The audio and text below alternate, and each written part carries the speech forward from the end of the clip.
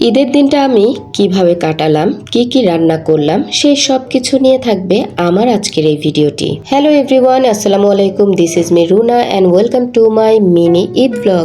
অসুস্থতার কারণে আমি একদমই পেজে অ্যাক্টিভ থাকতে পারিনি, তাই ভিডিও আপলোড দিতেও অনেক বেশি দেরি হয়ে গেল। ছোটবেলায় বা বিয়ের আগে ঈদের দিনটা যেভাবে কাটতো, এখন কিন্তু একদমই সেরকম ঈদের দিনটা আর উপভোগ করতে পারি না। সময়ের সাথে সাথে সবকিছুই বদলে গেছে। হয়তো আমার সাথে অনেকেরই আজকে মিলে যেতে পারে। হাতে মেহেদি দিয়ে নতুন পোশাক পরে সবাইকে সালাম করে সালামি পাওয়া এখন আর হয় না। ঈদের আগের দিন রাতে শুরু হয় আদা রসুন আর পেঁয়াজ কাটা আর বাটা দিয়ে, আর ঈদের দিন সকাল থেকে শুরু হয় রান্না বান্না আর ধোয়া মোছা দিয়ে। এটা ছিল ঈদের আগের দিনের ভিডিও। আর আপনাদের ভাইয়া গিয়েছিল গরু কেনার জন্য গরুর হাটে। যেহেতু শেষ হাট ছিল তাই গরু কিনতে যেয়ে একটু ঝামেলায় পড়ে গিয়েছিল। তারপরও গরু কিনে নিয়ে বাসায় এসেছে আলহামদুলিল্লাহ। শহরের গরুর হাটগুলোতে গরুগুলোকে কিন্তু সারিবদ্ধভাবে রাখা হয়, আর গ্রামে দেখেন একটা নির্দিষ্ট হাট থাকে, আর সেই হাটের দিনে সবাই সবার পালিত গরু বা ছাগল নিয়ে আসে, আর তাই যার যার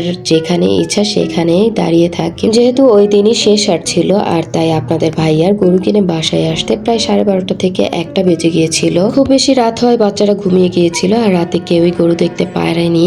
আর তাই সকালবেলা ঈদের দিন যখন ঘুম থেকে উঠে ঘরের সামনেই গরু দেখে, তখন তো তারা অনেক বেশি খুশি হয়ে যায়। আমি তো আমার কাজের মাঝে এসেই গরুর কিছু ছবি আর ভিডিও নিয়েই এখানে আমার শাশুড়ি মা কিছু ঘাস দিচ্ছিল গরুকে খেতে, কারণ কিছুক্ষণ পরেই হুজুর আসবে গরুটাকে জবাই করার জন্য।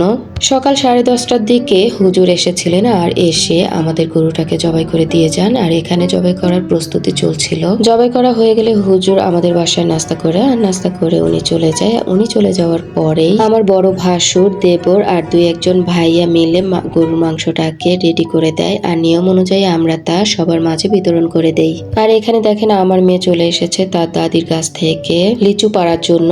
আর এখানে দেখেন লিচুগুলো কত সুন্দর দেখতে, কাঁচা হলেও ভিতরে কিন্তু পেকে গিয়েছে, আর খেতেও কিন্তু অনেক বেশি মজা ছিল। আমার মেয়ে সুযোগ পেলেই আমার মোবাইলটা নিয়ে সে ভিডিও করতে শুরু করে দেয়, আর ওর ভিডিও কিন্তু অনেক বেশি সুন্দর হয়। ওর যে ভিডিওগুলো আমার ভালো লাগে সেগুলো কিন্তু আমি অ্যাড করে দিই। ওর এই লিচু ছেঁড়া আর এই যে লেবু ছেঁড়ার ভিডিওগুলো কিন্তু ও নিজেই করেছে, আর ভালো লেগেছে বলে আমি অ্যাড করে দিলাম। মাংস ভাগ করার পরে আমার শ্বশুর আর দেবর মিলে সবার বাসায় মাংস দিয়ে আসে, আর এখানে আমাকে কিছু মাংস দেওয়া হয়েছে রান্না করার জন্য। আর তাই আমি মাংসগুলোকে কেটে ধুয়ে পরিষ্কার করে তারপর হাতে মাখিয়ে বসিয়ে দিয়েছি। এখানে এক চুলায় ভাত আর এক চুলায় মাংস বসানো হয়েছে। সকালে 2 ধরনের সেমাই রান্না করা হয়েছিল, আর সেটা আমার শাশুড়িমাই করেছিলেন, আর সেমাই খেয়ে সবাই নামাজে গিয়েছিল। এরপর আমি মুরগির মাংস দিয়ে খিচুড়ি রান্না করেছিলাম, আর নামাজ থেকে এসে সবাই একসাথে নাস্তা করেছিল খিচুড়ি দিয়ে। আমি যেহেতু ট্রাইপড নিইনি তাই আমার ভিডিও করতে একটু অসুবিধা হচ্ছিল, আর তাই আমি মাকে বলেছিলাম আপনি একটু ঢাকনাগুলো তুলুন, আমি ভিডিওটা করে নিই। এখানে নিয়ারি বসানো হয়েছিল, আর এখানে ছিল গরুর মাংস।